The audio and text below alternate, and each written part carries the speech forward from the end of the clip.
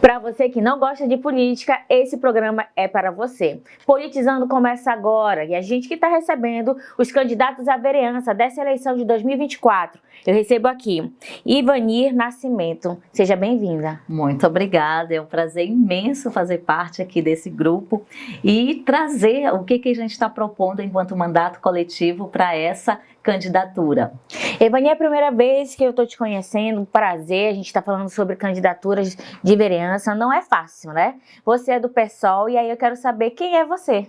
Então, eu sou do PSOL, faço parte do Núcleo de Base PSOL Coroado e do Subverta. Eu sou professora, arte educadora há quase 30 anos aí, lutando pela educação. Também trabalho com cultura popular, trabalho com educação popular, trabalho com movimentos ambientais, produzo recursos didáticos, sou escritora, tenho vários livros publicados que vão para a sala de aula para trabalhar a história da cidade, que é uma das minhas grandes paixões, que na verdade começa com a pesquisa científica ainda na graduação. Então, desde 97 eu pesquiso sobre a história da cidade de Manaus, me apaixono a cada dia pela cidade e essa paixão virou essa luta de querer a cidade também cada vez melhor. Então, temos aqui uma candidata que é pesquisadora. Qual é o livro que você me indicaria ser o que você mais gosta? Então, para ler dos meus livros, eu indicaria Manaus em Poesia, que é quando eu conto a história da cidade de Manaus toda em poesia, uma leitura gostosa, mas que vai nos reconectar com a nossa história, com as coisas do nosso cotidiano.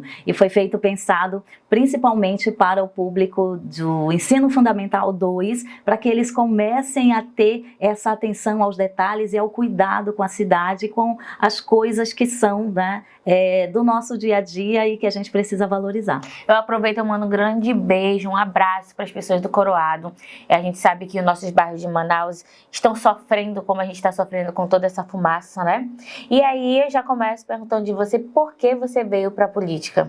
Então, eu vim para a política, na verdade, eu já nasci nessa luta pela sobrevivência. Minha mãe vem de Seringal, então empregada doméstica, e eu aprendo com ela essa coisa de que a gente precisa se posicionar, a gente precisa lutar pelo nosso espaço, nunca baixar a cabeça, fazer as coisas da melhor forma possível. E aí eu encaro a vida de ser professora. E ser professora a gente vai tentando resolver tudo na sala de aula. Falta o papel, falta o pincel e o professor vai resolvendo. Você é da SEDUC ou da CEMED? Eu sou professora da UEA, já trabalhei na SEDUC, já lecionei ensino fundamental 2, ensino médio, já trabalhei com crianças, musicalização infantil e agora eu estou no ensino superior desde 2015, formando professores. Eu sou professora do curso de letras da UEA.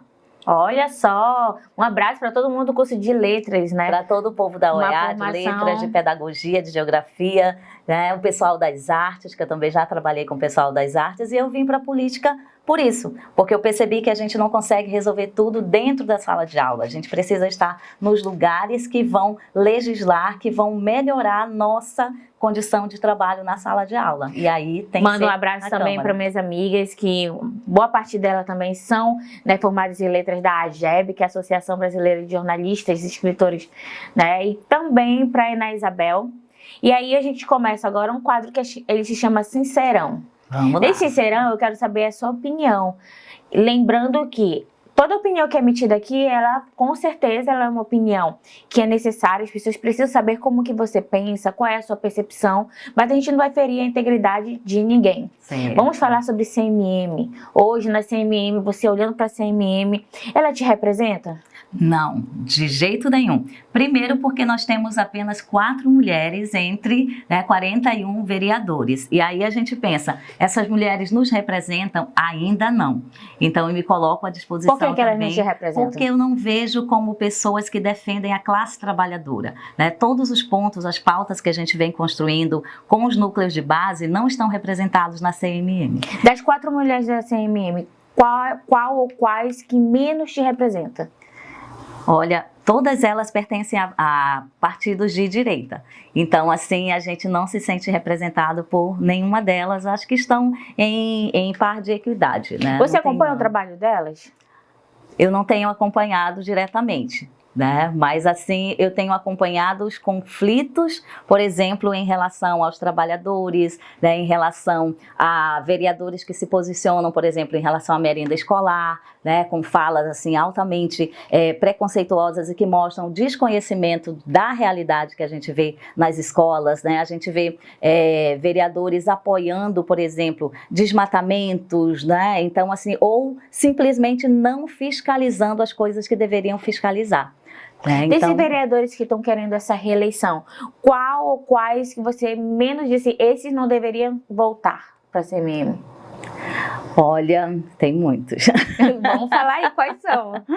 Bom, eu acho que tem uns, né, que a gente poderia dizer, esses aqui mereceriam chance, né, porque eles ainda estão do lado das coisas que a gente... Quem que você acha que merece chance? Você é de esquerda, o Sassá. Não, ele não nos representa. Mas o porque, Sassá assim, é do PT, esquerda. Pois é, ele é de um partido, digamos, nacionalmente, que a gente pensa que é de esquerda, mas o posicionamento no Amazonas é muito contraditório e não é de um partido de esquerda, né? Então, assim, ele não representa a classe trabalhadora, né? Ele está defendendo coisas, né, do empresariado, ele não está agindo, fiscalizando as coisas que ele deveria fiscalizar, se colocando, né, do lado do que a gente gostaria que ele se colocasse, né? Quem você gostaria que pudesse retornar, que você reconhece o trabalho lá dentro da CMM?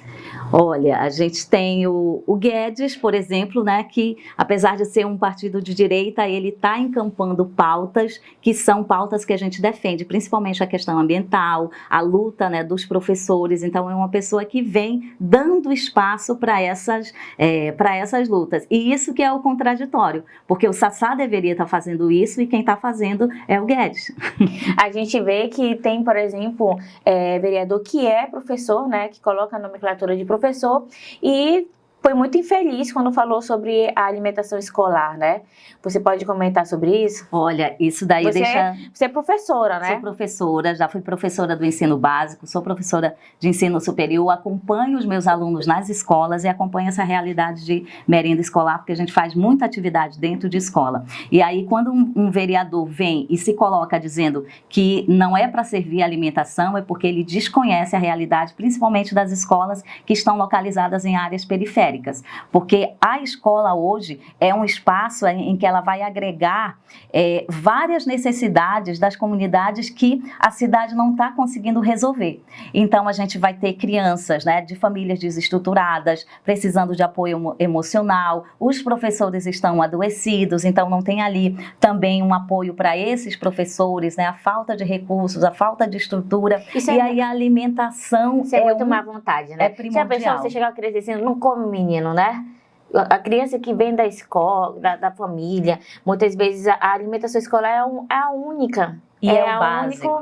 É o único alimento que ele vai comer durante aquele dia. E é o básico. Então, assim, a alimentação, ela precisa ser muito cuidada. Os profissionais que lidam com a alimentação na escola precisam ser mais valorizados. Por exemplo, assim, e a gente não faz isso. Quando começou essa questão da alimentação escolar, a CEMED, ela publicou um vídeo institucional mostrando, né, muito perfeito, com nutricionista, todo um cardápio. Como é que você compara isso? Então, existe um plano do que seria ideal e existe aquilo que chega realmente nas escolas. Então, a gente vê que em algumas escolas que eu já visitei, por exemplo, de educação infantil, tem um cardápio, esse cardápio é seguido, as crianças têm, inclusive, uma alimentação territorializada, no sentido de ser as batatas, né, as frutas daqui. Dentro do cardápio. Dentro do cardápio. Só que quando a gente chega em escolas que são mais afastadas, escolas da área ribeirinha, por exemplo, isso já não chega.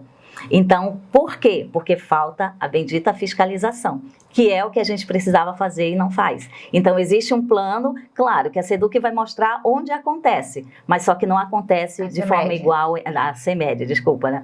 Não acontece de forma igual em todos os lugares.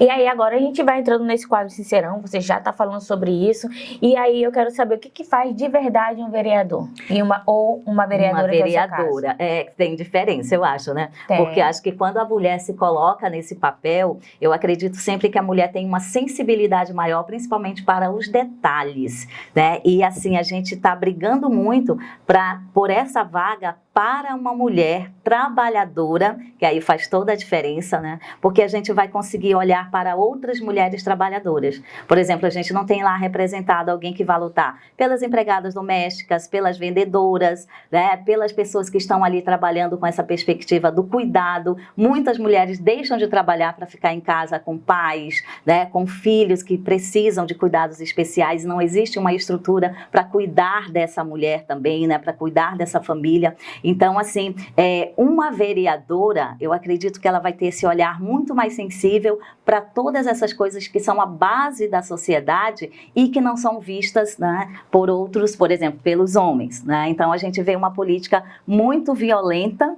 né? E eu acredito que a mulher vai trazer essa leveza, né? Vai trazer a praticidade, porque é uma coisa nossa. A gente chega e resolve. Quem resolve todos os pepinos em casa é a mulher.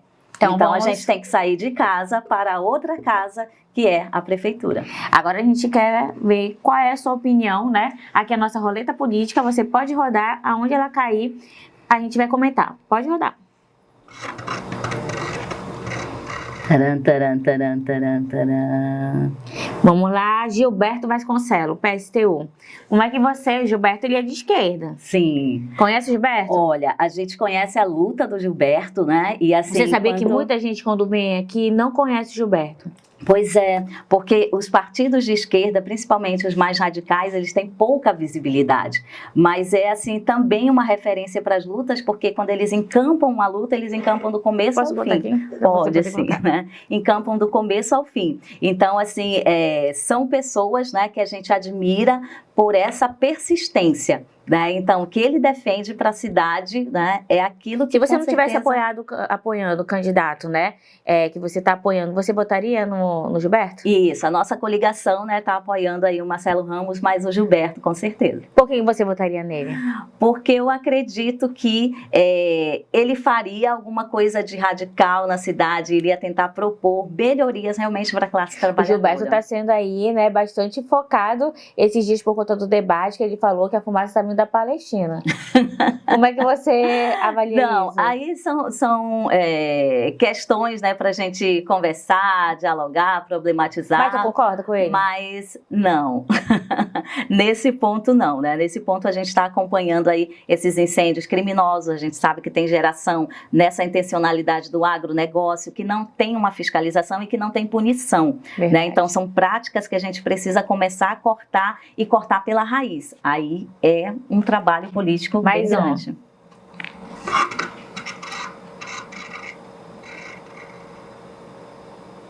Marcelo Ramos, né? A sua coligação. Pois é, né? Marcelo Ramos participou do debate, né? Marcelo Ramos está protagonizando também muitos embates, criticou que Davi Almeida não compareceu. Hoje, qual dos planos, né, de governo do Marcelo Ramos que mais você se identifica? Olha, eu acredito que o Marcelo Ramos, né, ele pode representar, né, essa união dos partidos, né, com essa intenção progressista, né? Então, mas assim, qual partidos? Os partidos que estão na coligação, né? PT, PSOL... E nos bastidores, né? Como é que tá? Me conta nos bastidores. Estão conseguindo entrar em um consenso? Olha, nos bastidores... A esquerda está muito dividida, né? Sim, e nos bastidores, uma briga que a gente ainda vai insistir muito, né, com o Marcelo, é essa questão das pautas feministas. É a força da mulher, a representação da mulher no mandato. Como é que você avaliou e como você avalia a situação, por exemplo, do presidente Lula não ter apoiado a candidatura da Anne aqui no Amazonas? A gente achou um erro estratégico, quer dizer, um erro muito prejudicial para a nossa luta feminista, né? Porque assim, quando vinha Anne Moura, poxa, seria, né, uma mulher alavancando as candidaturas femininas, né? Até quando o pessoal estava ali com a Natália Demes, para a gente seria perfeito, porque seria uma mulher, né, alavancando a luta de todas as mulheres. Eu vejo assim que então, você realmente é raiz, né? Sou. Esquerda raiz. Você acha que Marcelo Ramos é esquerda raiz? Não. Por quê? Porque ele já passou por vários partidos, né, que não são partidos de esquerda, então eu acredito que ele está trazendo ainda ideias, né, que não são dessa defesa que a gente está trazendo da classe dos trabalhadores. E aí né? vocês vão discutindo juntos sobre aí isso. a gente vai discutindo, vai ter muita briga interna, né? Mas, né, é uma construção, política é isso. E dentro né? das propostas, como eu te perguntei dele, qual mais que você se identifica? Olha, eu acho que essa questão da cidade, no sentido né, de mobilidade, né, de trazer mais dos investimentos que ele vem falando, né, que a gente precisa também. Né? Acho Vamos que mais uma. tem aqui. pontos aí legais. Vamos lá, mais um. Agora, Alberto Neto, é isso? Alberto Neto. Como que você está acompanhando aí a candidatura do Alberto Neto com a professora Maria do Carmo? Olha, né, a gente fica feliz de ver uma mulher, né, mas ainda não é o que a gente gostaria, porque assim, por que ele não vem como vice, né, e ela como candidata? Por que, né? que você acha que isso não aconteceu, na sua opinião? Pois é, então eu acredito Mas por que assim, você acha que isso não aconteceu? Eu acredito porque a mulher ainda não é vista como uma protagonista, principalmente para esses partidos. Então ela vem para tentar arrebanhar esse público feminino para dizer, olha, tem uma mulher ali, mas qual vai ser o papel efetivo dela, né? Vai ter protagonismo, né? Então a gente já fica assim. E também, né, por representar um partido que não é um partido que historicamente luta, né, pela classe de trabalhadores. Então aí já começa, né? Você acha que o Bolsonaro ainda tem força para influenciar o eleitorado em Manaus? Infelizmente, né, nós moramos numa cidade que é bolsonarista, né, eu venho da zona leste de Manaus e a zona leste de Manaus é bolsonarista. Quem que tá ouvindo lá? Eu sou conhecida na minha rua como a única pessoa que não gosta do Bolsonaro.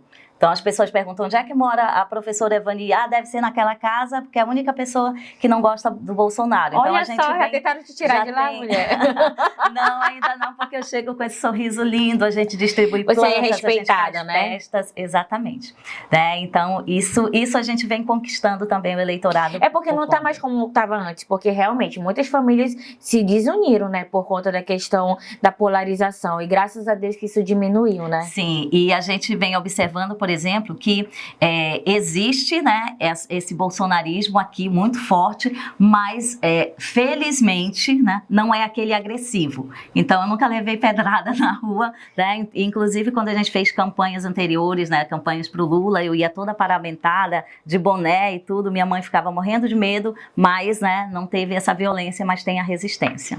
Agora nós vamos comentar sobre as suas propostas, né? Opa! Porque candidato a vereador também tem propostas. Nossa, e nós temos bastante. Evani, né, agora você pode falar seu número, pode pedir voto e pode falar sobre o que você tem de diferente para Manaus. Perfeito. Então, eu sou a professora Evani, do PSOL 50-150. A gente tem aqui um monte de propostas, né, um conjunto de propostas que foram construídas coletivamente com o nosso núcleo de base e nas várias conversas que nós tivemos com grupos de trabalhadores os mais diferentes. A gente tem propostas aqui, são 25 propostas no campo da educação, a gente tem propostas no campo da saúde, que envolve cuidados e as pautas feministas. Nós temos propostas... Dentro desse campo da saúde, né? Sim. Porque é uma das pautas que mais a população está questionando. Inclusive, a gente tem matéria no site, gente, falando sobre o gigante da floresta, mini Disney, e a população da Zona Leste, Zona Norte, comentaram, falaram o que elas acham.